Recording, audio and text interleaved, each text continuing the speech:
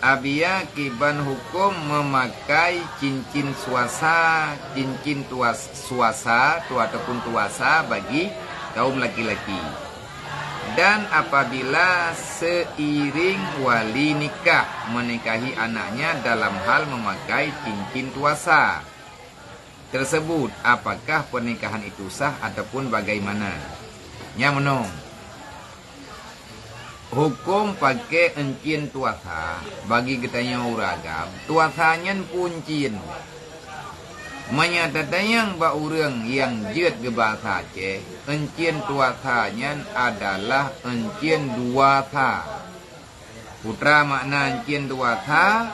encin dua taboh tembaga manya encin tuasa tacok tame bak takomu wate katruk kena bak takomu itut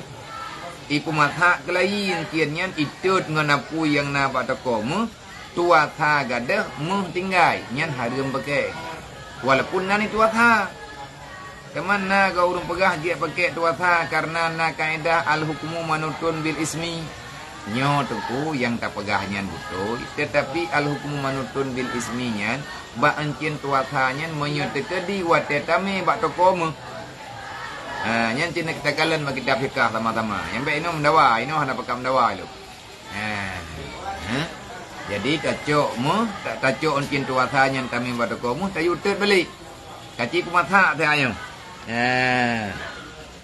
kiban kejadian jadi awak itu lewat tokomu tinggal mu nyan dia pakai timbul pertanyaan kedua menyetekedi nyan yang kepakai nyan adalah ke hukum hanjur karena lebih raya mu na tinggal mu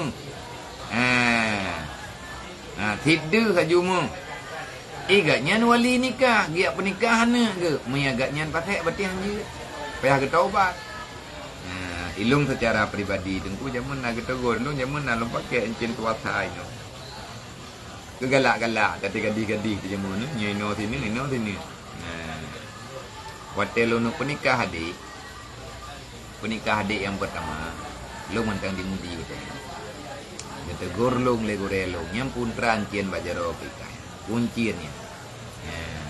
nyo encin tuasa lembaga manja pakai tuasa gede manja tengku bangkan mu lembai lo ngai kalih kami pada komu kiba maksud me pada komu hai kalih kaya tet pada komu nya tekedi tinggai mu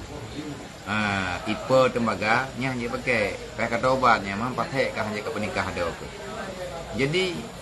hai kan hana ada pu berakan tak tahu ke mana tamu dia kerja je dapat jarang-jarang tahu dia kamar nampak anggure ada gedhet kah ada hoja ke lungcok enciannya untuk lebih pasti lungcok encin tuasanya lung me bata komu lung puo penuh jini lung pegah lung tanya bawa bata komu hai nyo encin nyo me tekedi tak pemasak balik tinggai mu adalah tinggai ya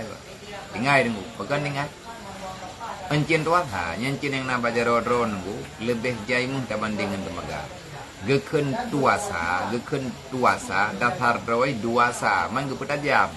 geken tuasa yang datar bahasa duasa ke bali urun doha ku makna duasa dua me haboh tembaga me tekedi dua tembaga haboh mu di tamasi yang mah kan tetap tinggal artinya ukuran tinggal bisa diperjualbelikan